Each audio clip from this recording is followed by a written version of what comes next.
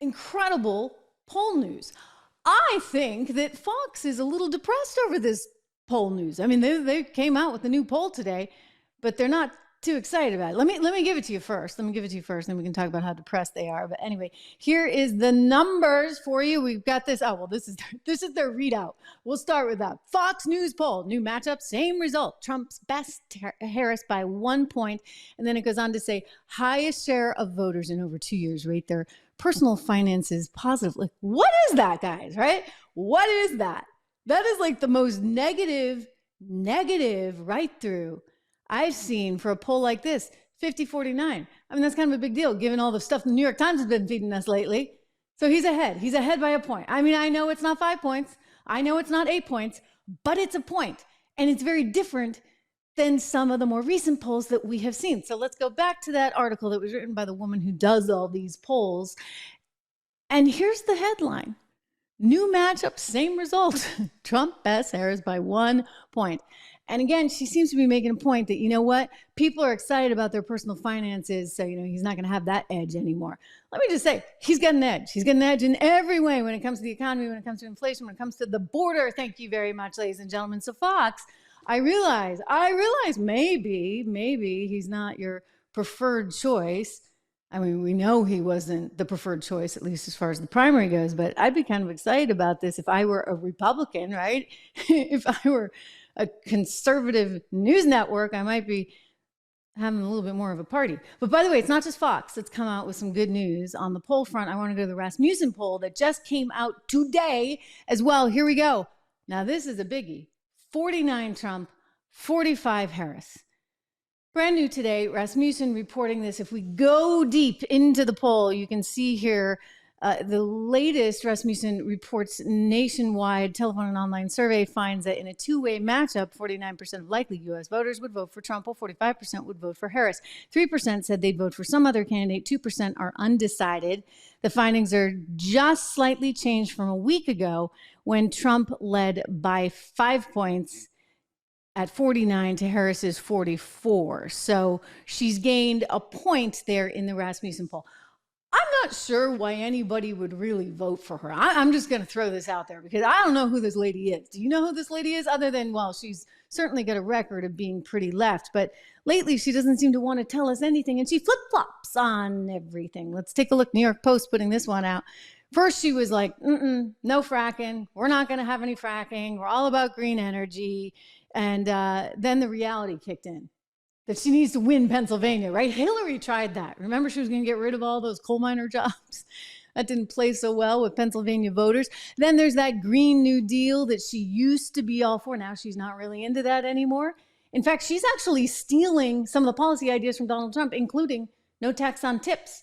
That's in vogue now. I mean, we talked about this the other day, how the media covers these things. Unbelievable, right? CBS News panning him when he said no tax on tips and then praising her when she said no tax on tips. So there you go. Open borders was all the rage, right? She didn't want to close any borders, even though she was border czar. She was going to look at the root causes of immigration, and that's how she was going to solve it all. And now she's like, I'm going to guard us. Well, I don't really buy that, given that she just also said, hey, I'm going to open up all the detention centers on day one. We played that clip for you the other day. Mandatory gun buybacks. She's no longer about that. She's all about, we have a Second Amendment. Suddenly, she's recognizing the Second Amendment. And then there's this one, socialized healthcare. She was all for this, and apparently not so much anymore. But we have it all on tape. You know what, ladies and gentlemen? That is the beauty of the internet. And Kamala Harris, you can try to manipulate headlines, going so far as to actually buy headlines and put in other news networks' graphics next to the headlines you've created as ads. I mean, it's outrageous. It's unbelievable. That was in yesterday's show. But here's the thing. We, at least yours truly, knows who you are because it's all out there, a matter of public record. Let's cue the tape on what she had to say about socializing medicine. I'm proud to co-sponsor it. It is about saying that this is about a right, not about a privilege for a few. And let's be clear, it is not only about what is the right thing to do morally and ethically. It's also smart in terms of the fiscal impact. Taxpayers will benefit. You know, our friends in the private sector, they talk about all the time. If they're asking about, are they being efficient? Are they being effective? They ask that question with 3 letters. What is the ROI? Return on the investment. And I am proud.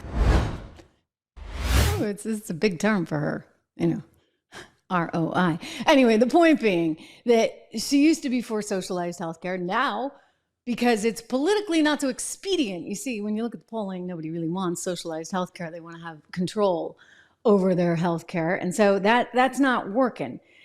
Not working. So you can flip-flop, but you know what? When we go back in time and we see what you really were about, we know what you're about, Kamala Harris, and that's why I don't understand why anybody would want to vote for the woman. I mean, look at where she was back on June 28th. She was way behind Donald Trump. In fact, when you looked at her polling, Biden was performing better than Kamala Harris. But no, she got anointed, she got chosen, she got picked, and she really did. I mean, think about what went into creating the Kamala persona. It's like they're creating some kind of Hollywood star. Take a look at Time Magazine. They're doing their part. Time Magazine had a picture of Donald Trump, melting. And then there's this picture of Kamala looking all glamorous on the cover of Time. I'm telling you, it's getting kind of nauseating. I must say, we're getting sick of it.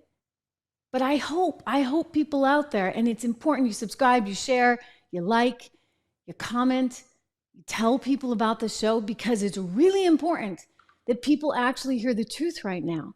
You're not going to get it from the mainstream media. There's way too much money involved. There's way too much on the line for them. And as a result of it, you see stuff like this. I mean, this is pathetic.